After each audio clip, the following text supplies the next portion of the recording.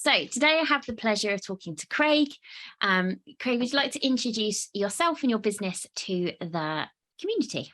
Yeah, my name is Craig Taylor. I'm the managing director of a company called Pim & Wildsmith. We are a metal finishing company, so we offer shot blasting, powder coating, wet spray, e-coating, metal spray services, and we sort of deal with heavy industrial type items and have been doing so for around 35 years now. Amazing. How did you get into it? To be honest with you, it was a complete career change when I first came here.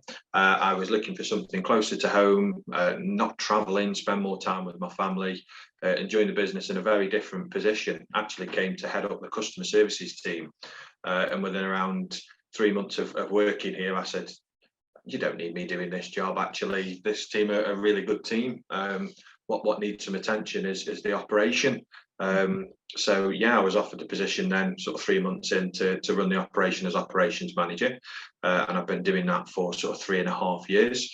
But the founders of the family, so the 4 directors as were looking at sort of succession planning, and we're exploring options, and I've only been managing director now for 1 month. Congratulations. And, yeah, thank you.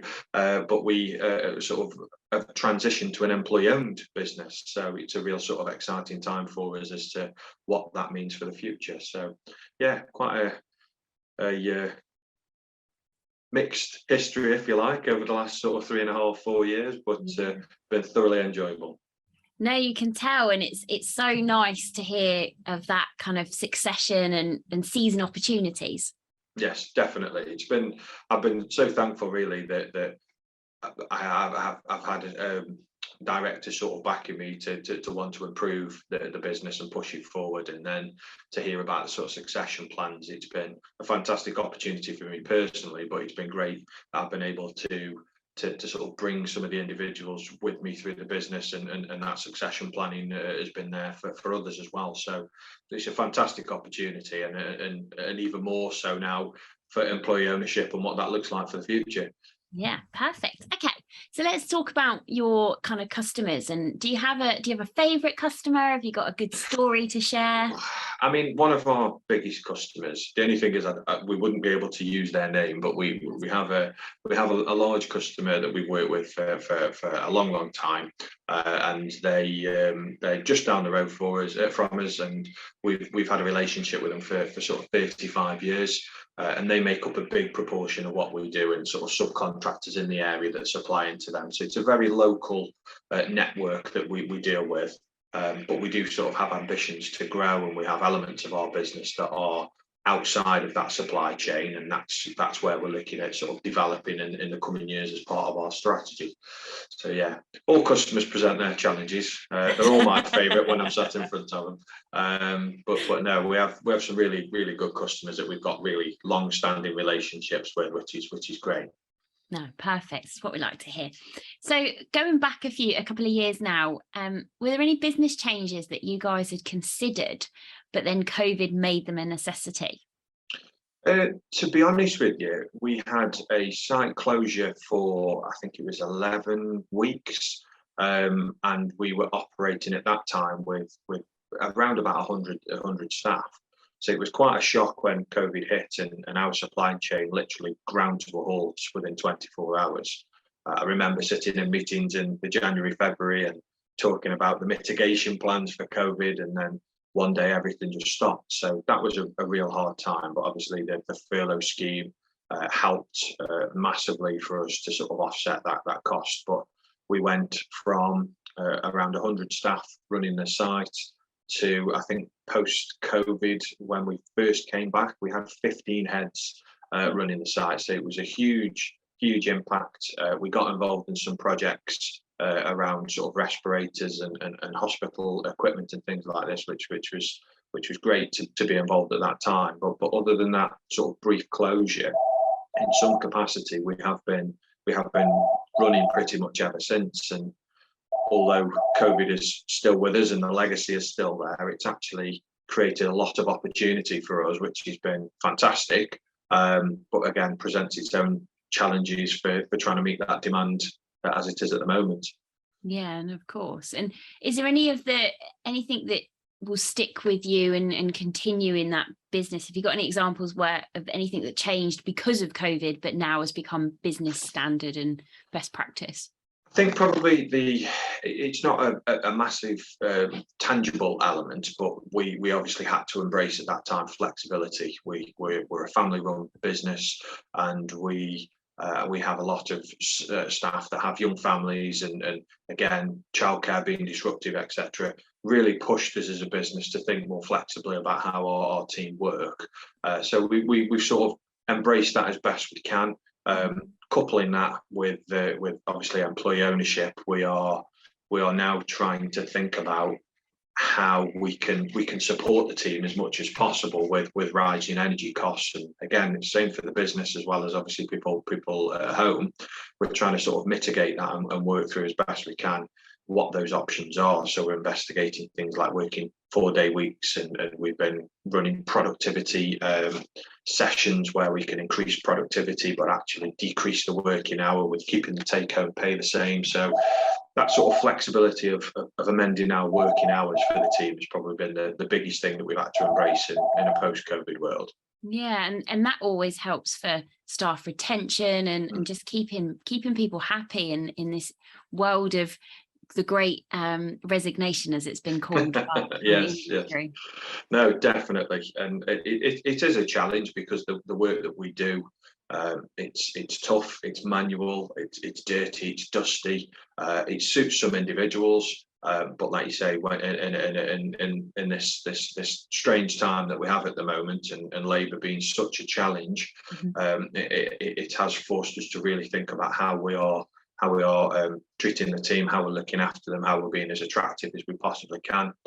But also has pushed us probably more to look at plant and equipment and modernisation and digitalisation to sort of make ourselves more sustainable for the future as well. So it probably has given us as a business a bit more of a push than the focus was there pre-COVID, because it feels much more of a necessity now. But I think the intentions that we have is very much around the working conditions, environment, and what that's like for the team. No, perfect. Okay, so let's change direction a little bit. What's been your biggest learning in the last month of being the MD? Wow, biggest learning. Expect the unexpected. Nothing at the moment. Nothing at the moment sort of runs to schedule. No plans are ever firm. Obviously, the world has changed significantly, and I think there's some people that have embraced that and understand and appreciate and work with you. For others, that's still a very difficult situation to sort of deal with.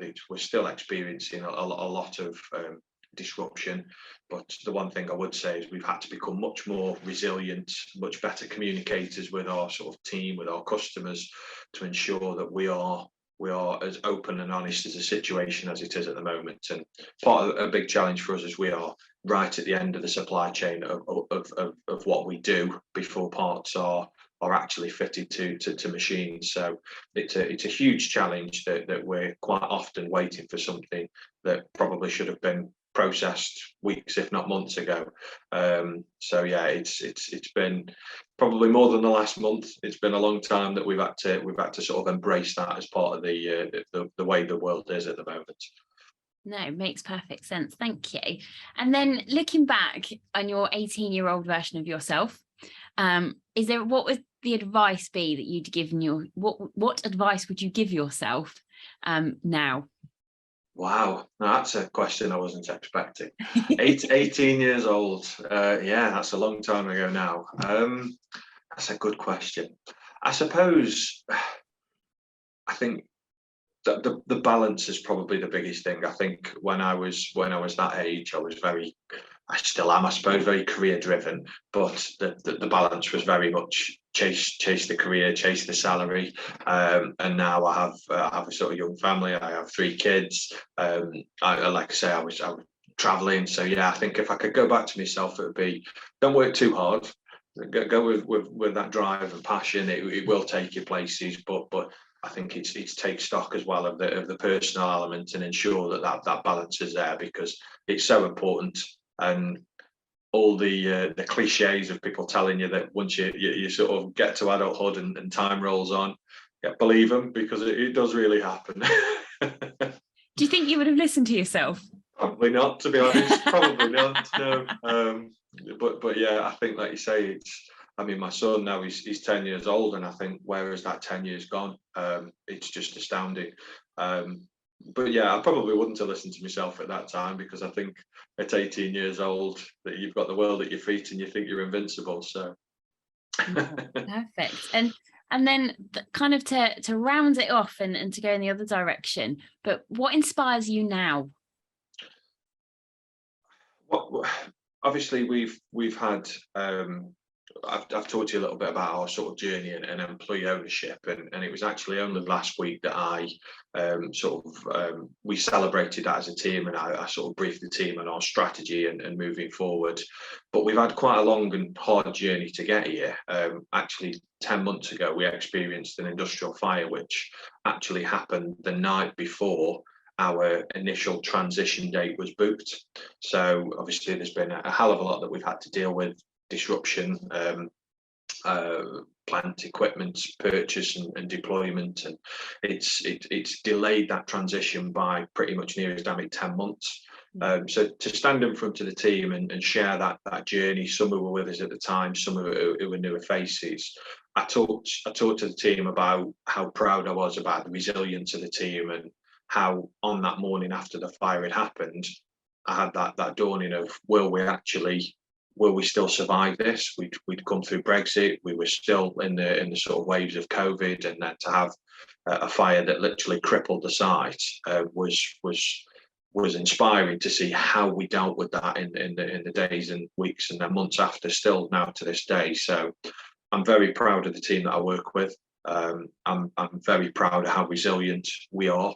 And I'm really excited that where we can take that sort of drive, passion, and resilience now with this employee ownership angle as well, to really benefit everybody in the business, is going to benefit how we perform, which I think is, like I say, for me, I'm really excited to see as a team what we can actually do with that opportunity, because it's such a gift in my opinion for the founders of the business to want to protect their legacy in the way that they have, and for me it's an honor to sort of take that forward. But that's what inspires me, the team that I work with, and what we're going to do for the future.